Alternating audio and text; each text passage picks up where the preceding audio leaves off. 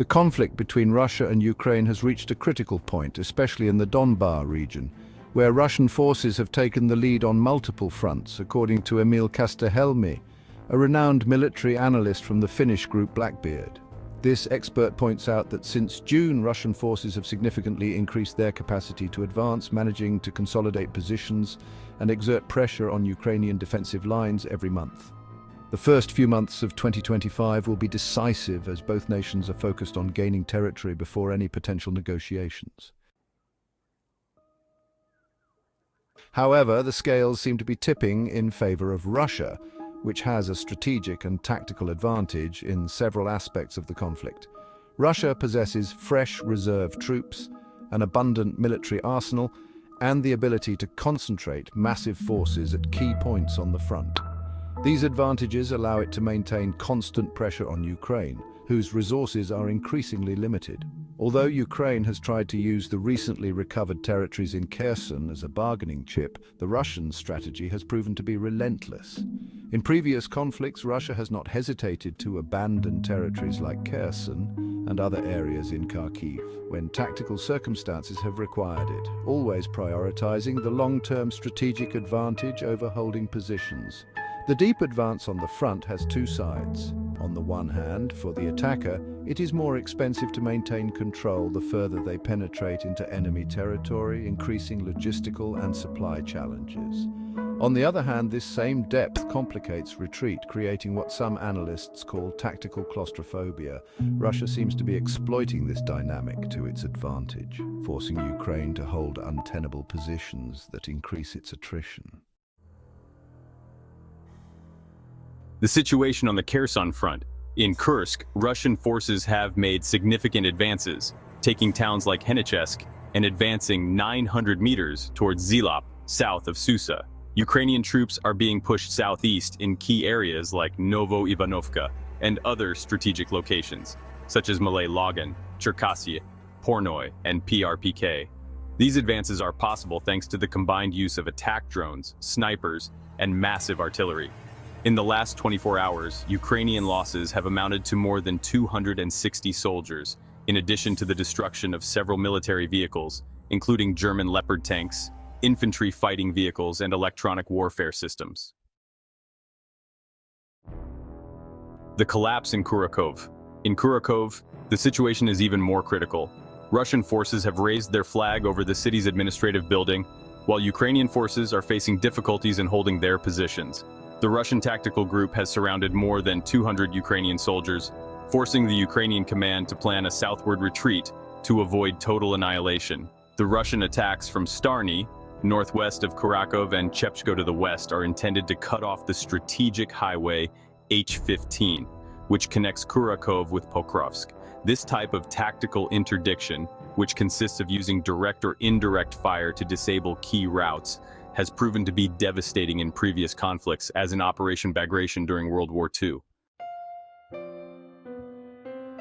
Deterioration of Ukrainian conditions. As the conflict intensifies, Ukraine faces a growing problem of desertions and significant casualties.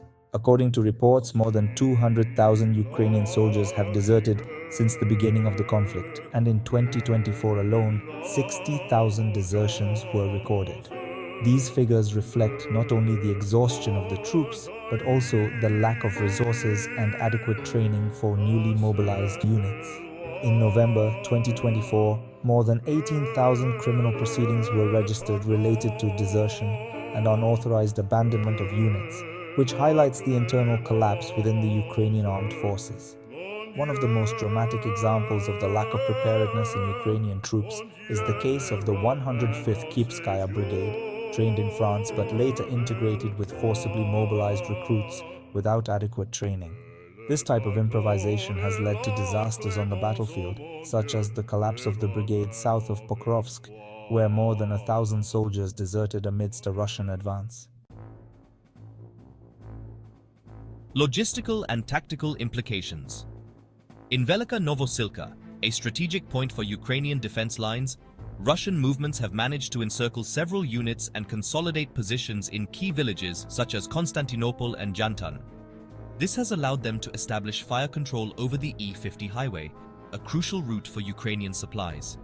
By securing this route, the Russians not only interrupt Ukrainian movements, but also put pressure on the southern front. The use of drones and pincer tactics has allowed Russian forces to advance from multiple directions, consolidating their control over strategic areas. In eastern Velika Novosilka, for example, advances towards Zaporizhia are creating a breach in Ukrainian defenses that could open the way to Dnipro, a key city for control of the region. This logistical collapse not only affects Ukraine's defensive capacity, but also jeopardizes the critical supply lines for ongoing operations. Future perspectives. With an artillery superiority that outnumbers Ukraine by a ratio of 50-1, Russian forces are in a position to consolidate their gains and isolate key areas of the Ukrainian front. Russian tactics are designed to maximize the attrition of Ukrainian forces, both in terms of human casualties and military equipment. At the same time, Russia's strategy of controlling supply routes and key defensive positions puts Ukraine in an increasingly precarious position. In this context, the reduction of the mobilization age in Ukraine to 18 years old reflects the desperation of the Ukrainian government to fill the ranks of its army. However, this measure is highly controversial and likely ineffective, as it puts young people on the front lines without the training or equipment necessary to face a better equipped and organized enemy. This is reminiscent of the tactics used by Germany in World War II, when it mobilized teenagers in the Hitler Youth, a measure that had a limited impact on the battlefield. The overall picture suggests that unless there is significant external intervention or a radical change in Ukrainian tactics, Russian forces will continue to consolidate their positions and gain ground in Donbas and other key regions. This highlights the need for an urgent diplomatic solution to prevent a further escalation of the conflict, which has already taken a heavy human and material toll on both nations.